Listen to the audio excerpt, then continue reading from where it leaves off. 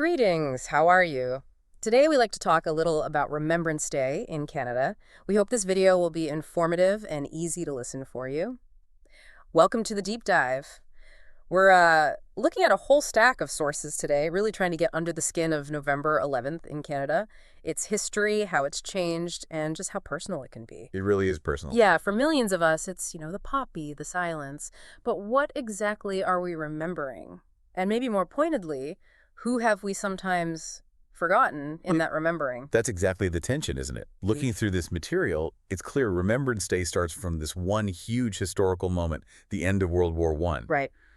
But the meaning, it's ballooned out since 1918. Yeah. So our mission today is, get the basic facts straight, but also dig into these evolving ideas of Canadian identity and some, frankly, uncomfortable truths about whose sacrifice got counted and whose didn't. So moving beyond just the dates and names. Definitely. Yeah. We need to explore how that personal sacrifice, that individual loss, shapes our collective memory, or sometimes how it actually fractures it. Okay, let's start there then with the history.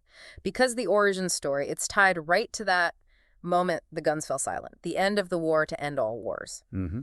The core fact, looking at sources like Canada in the First World War, is that it wasn't always called Remembrance Day.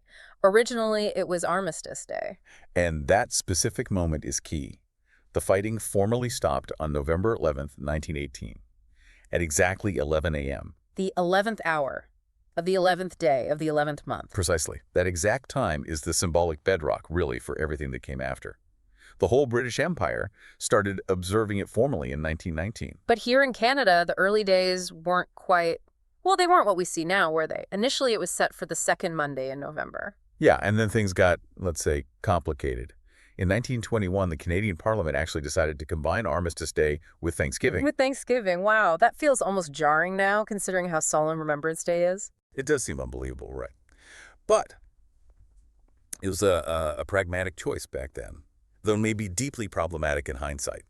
The sources on WWI show that through most of the 1920s, because of that combination. Yeah. Well, Armistice Day observations were pretty muted, almost an afterthought, really, tacked onto a holiday about family and harvests. So the remembrance part got lost. Largely, yeah. Outside of the veterans themselves and maybe their close families, public participation was low. It didn't have that national weight, that visibility that the veterans felt their massive sacrifice deserved. Right. They must have felt like their experience, their losses were just being glossed over, buried under, turkey dinners. That's a good way to put it. And that feeling sparked a real push for change, starting around 1928. Veterans groups, prominent citizens, they started lobbying hard. What was their main argument? They argued very powerfully that commemorating something as huge and devastating as wartime sacrifice, the sheer scale of loss, needed its own space. It couldn't and shouldn't be mixed with the celebratory mood of Thanksgiving. It wasn't just about scheduling, then. Not at all. It was about national respect, about prioritizing memory. And the pressure they put on the government was, significant. And it worked. It did. In 1931, the federal government listened. They passed an act.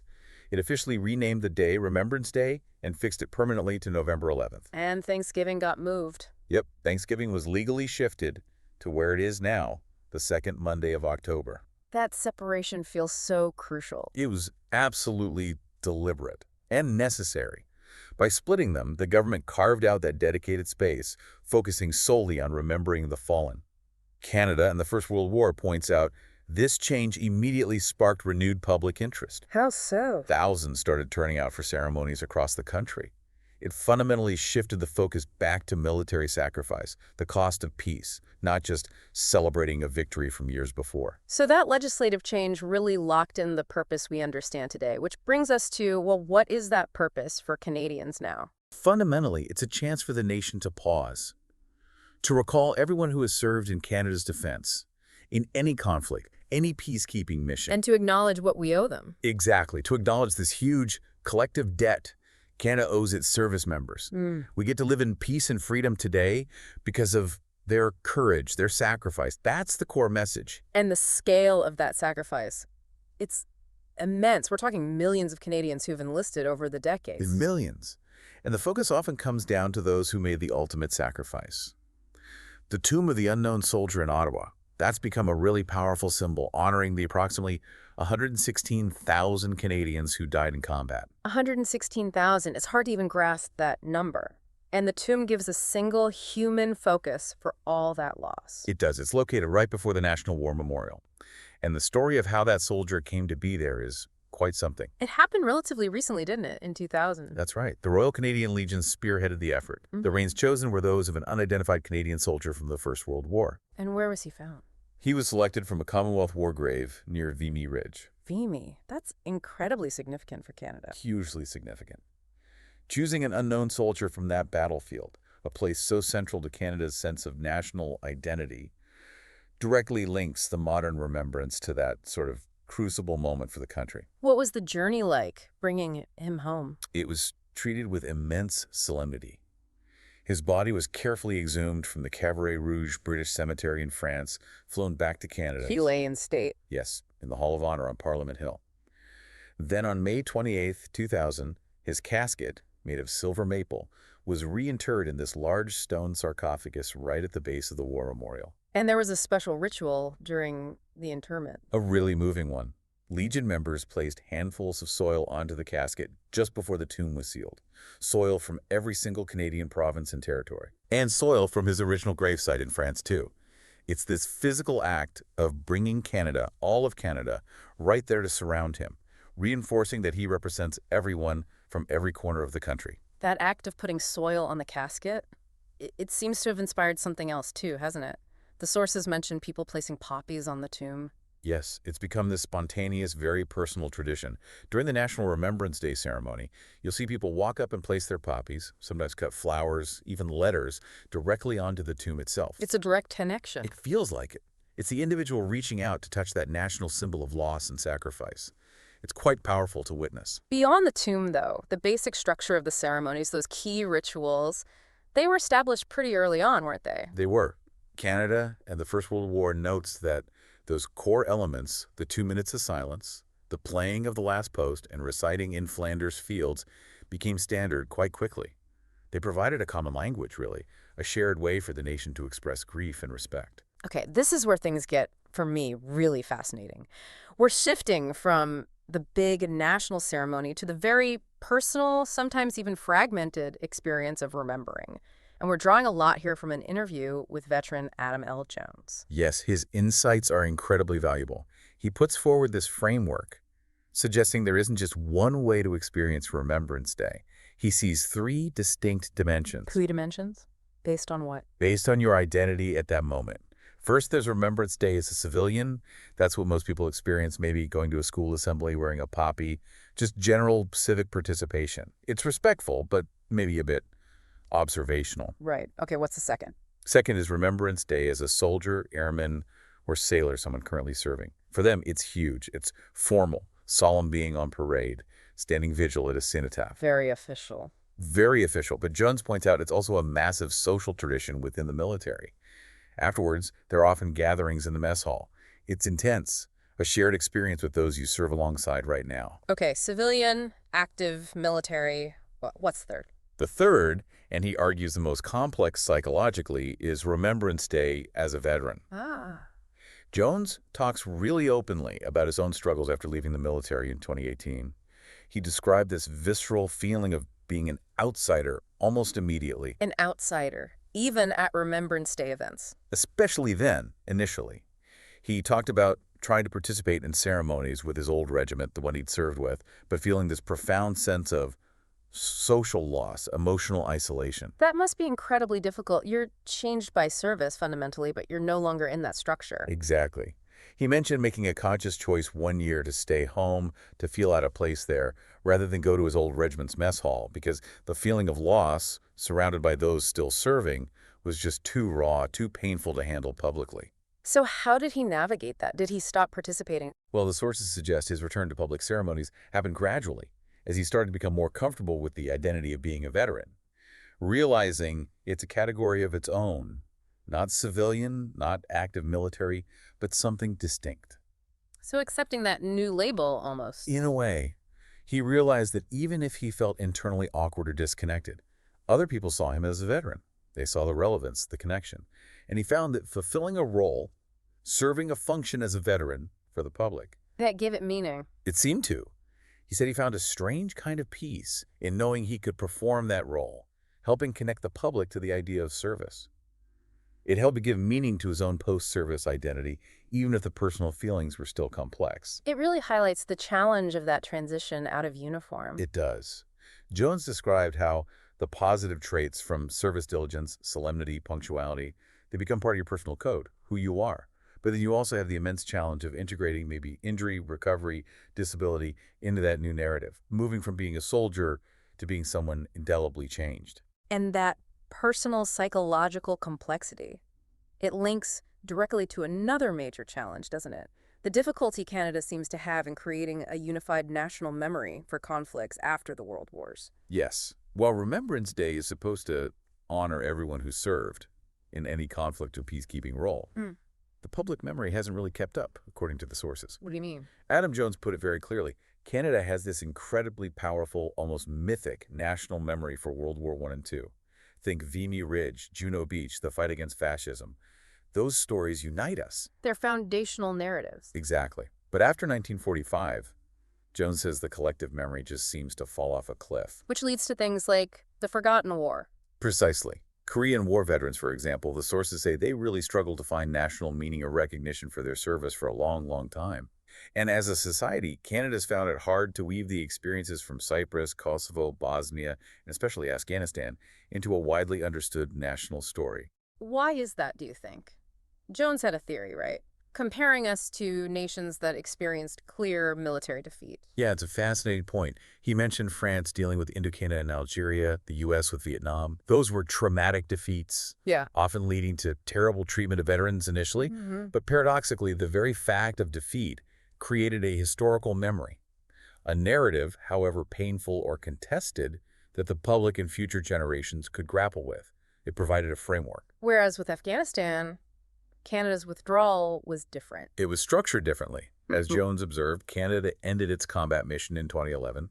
The whole mission wrapped up in 2014, but the Afghan government didn't fall to the Taliban until years later in 2021. We sort of avoided that single defining moment of collapse or defeat that other nations experienced more directly. And the consequence of avoiding that shock. According to Jones's argument, by avoiding the immediate shock, trauma, loss, Canada also avoided creating that singular unifying historical memory for the war itself. Because there's no clear story. Right. For the public to really connect with an Afghan vet, Jones argues, the war has to mean something collectively. Was it a success? A failure? A necessary evil?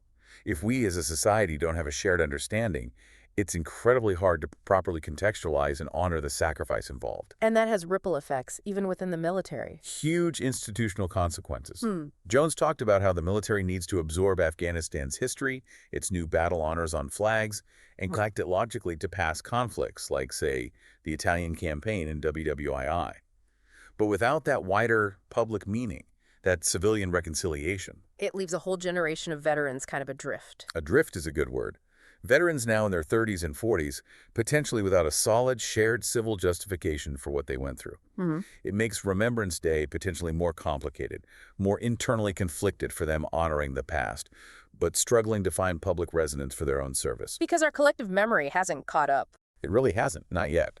The sources suggest, as Jones did, that maybe it'll take another decade or so before Canada fully processes the meaning of the Taliban takeover in 2021 as a definitive endpoint. That really makes you think about the role we, as civilians, play in shaping that memory, especially when it's not a simple victory narrative. Hey, listener, do you have any other idea or question about this? Please write in comments. Absolutely. Which brings us squarely to the question of who gets remembered and how. For Remembrance Day to be truly meaningful now, we have to consciously address the historical blind spots, the inequities. You mean how not everyone's sacrifice was valued equally? Exactly. Sources like the Anti-Racist Teachers Network stress how vital it is to create inclusive Remembrance Day programming. Programming that actually acknowledges how Indigenous soldiers, Black soldiers, other marginalized groups, how they were often forgotten or even excluded when they came home, despite everything they did. The story of Chinese-Canadian soldiers in WWII is just staggering in that context. Isn't it? Over 600 volunteered. And think about what that meant. They signed up to fight for Canada while facing rampant segregation at home, while being denied citizenship, denied the right to vote for the very government they were defending. The level of commitment is incredible. And their service wasn't just symbolic, it had real political impact. The source Remembrance Day poems connects their patriotic efforts directly to the eventual repeal of the racist Chinese Exclusion Act that was in place from 1923 to 1947 and to Chinese Canadians finally getting the vote. So, fighting fascism abroad became a fight for basic rights at home. It was inextricably linked, a desperate and ultimately successful fight for recognition. And we see parallel struggles in the history of Black military service. Yeah. The sources mention units like the No. 2 Construction Battalion from WWI raised in Nova Scotia. Yes, and there's this quote, this sentiment that comes through from Black veterans about their treatment. It's heartbreaking. The Army let us join but wouldn't let us fight. They gave us shovels, not rifles. Confined to labor roles. Often, yes. Construction, logging, support roles, deemed non-fighting troops, even though they worked under incredibly dangerous conditions, faced constant racism within the military. They enabled the fighting units, but didn't get the same opportunities or honors. But even that service in those roles had unexpected consequences back home. Adam Jones pointed this out. He did. It's a critical piece of social history. Military service, even in segregated units, acted as this powerful re-socialization process. It taught formal skills, discipline, dress, deportment, professionalism, organization. Skills that could be used elsewhere. Precisely. Jones gives the example of railway porters after WWII. Many Black porters were veterans. They took the discipline, the organizing skills learned in the military. And applied them to civil rights. Exactly. They formed powerful bodies, like the Railway Porters Union. It became one of the first really strong, influential Black Canadian civil institutions, pushing for political change, driving the early civil rights movement in Canada. Wow, so the tools of an institution that marginalized them were turned into tools for liberation. It's a remarkable example of agency. But then we turn to Indigenous veterans, and the injustice is perhaps even more stark, more systemic. Because their sacrifice involved something unique. Yes. Many Indigenous people had to actually give up their treaty status, their legal Indian status, just to be allowed to enlist and serve the Crown. That wasn't asked of any other Canadian citizen. A profound level of erasure just to serve. And the sense of betrayal afterwards is deep. Solomon Ratt's poem, Indian Veterans, quoted in the sources, just cuts right through. We were the forgotten of the less we forget. We were cast aside when we came back home. We didn't get the benefits allotted other veterans. They didn't get the same support. No. The benefits available through things like the Veterans Land Act, land grants, education funds, financial aid, were often denied to Indigenous veterans while being readily available to non-Indigenous vets. So you fight side by side, but when you come home. When you come home, the system implicitly, or sometimes explicitly, deemed the non-Indigenous veteran's future as more valuable. It's a systemic wound, a deep injustice that still resonates today. Chief R. Stacy LaForme's poetry captures that too, right? Feeling pushed aside, inconsequential, after giving so much. It does. Thankfully, there's now a conscious effort to bring forgotten heroes into the light. People like Sergeant Tommy Prince from Broken Head Ojibwe Nation, the most decorated Indigenous soldier in WWII and Korea, and the incredible WWI sniper, Francis Pigamagabo. Their stories were ignored by mainstream history for far too long. By the way, if you liked and interested so far, please like, share, comment, and subscribe to channel. This whole area of historical injustice clearly needs constant attention. It really does. And looking forward, thinking about a more inclusive remembrance, the Forgotten Voices material argues we need to broaden the scope even further, beyond just the soldiers. How so? We need to critically examine and include the civilian impacts of war, the violence, the displacement, the exploitation experienced by people in the countries where Canadian forces have been deployed. So not just focusing on our casualties. Right. Remembering needs to encompass the devastating effects on non-combatants, especially children, refugees. Sources like the civilian impacts of war and conflict really drive this home. It shifts Remembrance Day from purely celebrating military action to a deeper reflection on the total human cost of conflict. And that critical reflection needs to turn inward too, looking at Canada's own difficult history during wartime. Absolutely. Forgotten Voices is very clear on this. Remembrance curricula must include the uncomfortable parts, like the internment of Japanese Canadians during WWII, thousands of citizens stripped of rights and property based on race. And Canada's response to the Holocaust. Yes, our shameful refusal to accept Jewish refugees fleeing Nazi Europe. The infamous none is too many policy. True remembrance has to grapple with these failures of national conscience, not just trumpet the victories. And finally, inclusion means recognizing veterans who were persecuted by the very institution they served. We have to acknowledge the history of two SLGBTQIAA+ veterans.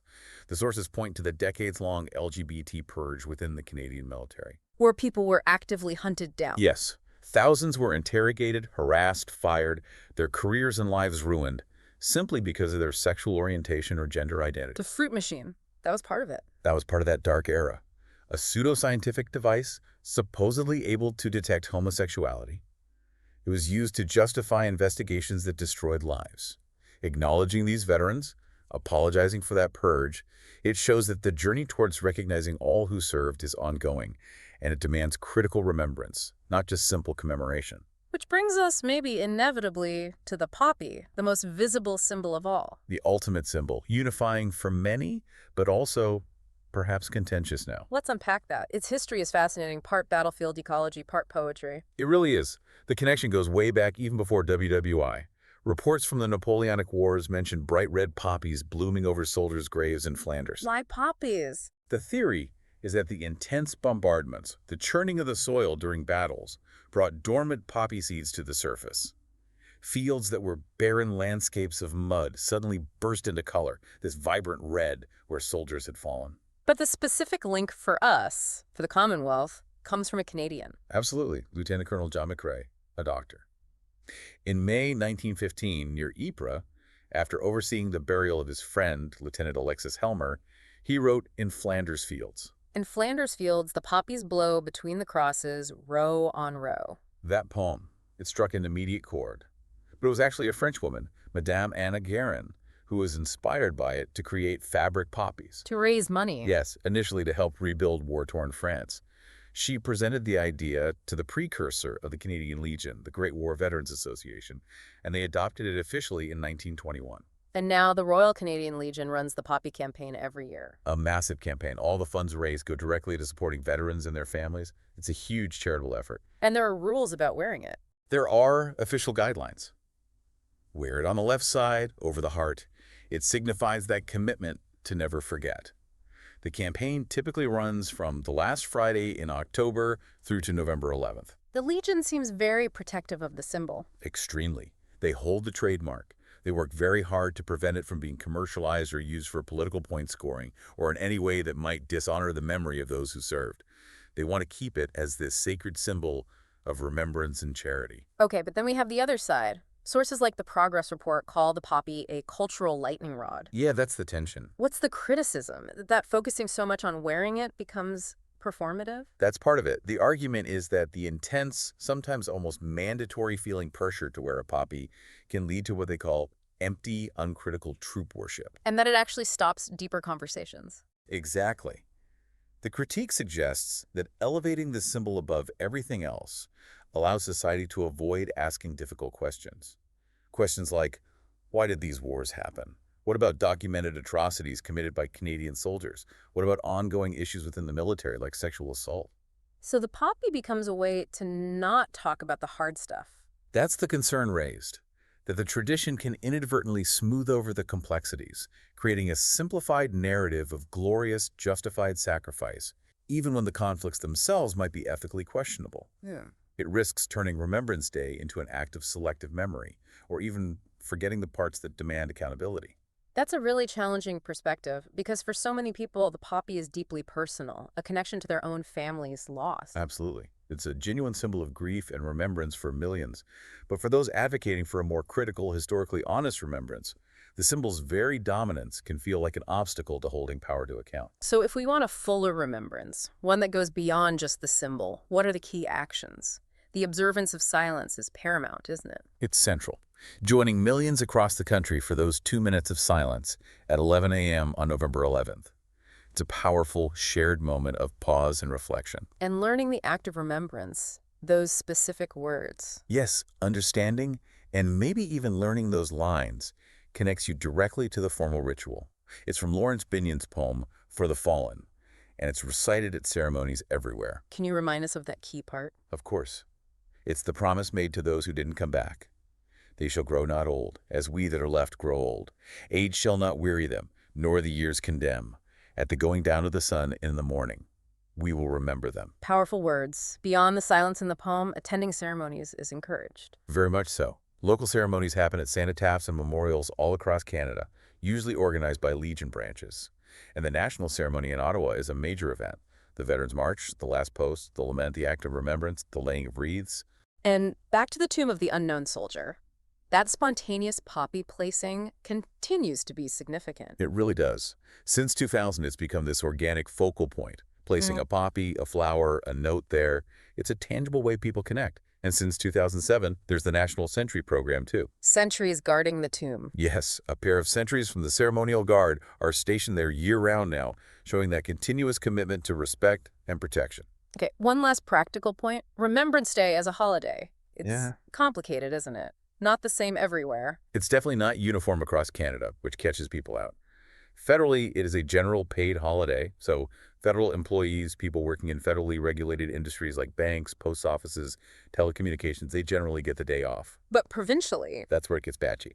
It is a statutory or paid public holiday in BC, Alberta, Saskatchewan, Newfoundland and Labrador, New Brunswick, PEI, in all three territories, Yukon, Northwest Territories, and Nunavut. but not in Ontario or Quebec. Correct. It's not a statutory public holiday in Ontario, Quebec, Nova Scotia, or Manitoba. Wait, but I thought businesses closed in some of those places. They do sometimes. Even where it's not a full stat holiday, some provinces have specific rules. Manitoba and Nova Scotia, for instance, have separate Remembrance Day acts. These laws prohibit most retail businesses from operating between certain hours, usually 9 a.m. and 1 p.m. on November 11th. Ah, so even without a paid day off for everyone, there's still a legally mandated pause for reflection built into the day in those provinces. Exactly. It forces a break in commerce, ensuring a period for solemn observance is respected, at least in the public sphere. Okay, so bringing this all together, what's the core takeaway from this deep dive? I think the essential lesson is twofold. Remembrance Day is absolutely about honoring a historical debt, acknowledging the immense sacrifice that secured the peace and freedom Canada enjoys. That's fundamental. But it's also clear from the sources that it's not static. It's a living, evolving concept. And for it to remain truly meaningful, it has to integrate the difficult truths, the historical betrayals, the exclusions. It needs to actively honor all voices, especially those pushed to the margins for so long, if we want genuine reconciliation and a complete picture of service. Absolutely. And that idea of evolving memory feels particularly relevant for recent conflicts. The history of Canada's involvement in places like Afghanistan, it feels like that story is still being written, still finding its place in our national consciousness, without that clear, unifying narrative WWWI and WWI had. It is Which leaves us with a final, maybe provocative thought for you, the listener. What's the role of non-veterans in shaping that ongoing memory? How do we ensure future generations understand the full complexity, the full cost of service, not just the moments of glory, but the ambiguities, the struggles, the aftermath, that ongoing conversation about accountability, about inclusion, about what military service means now? Perhaps that is the most vital act of remembrance we can engage in today. Hope you liked and found this video useful. If so, please don't forget to like, subscribe, and comment. Also, you can check the recommended video on the screen. Wish you have a nice one.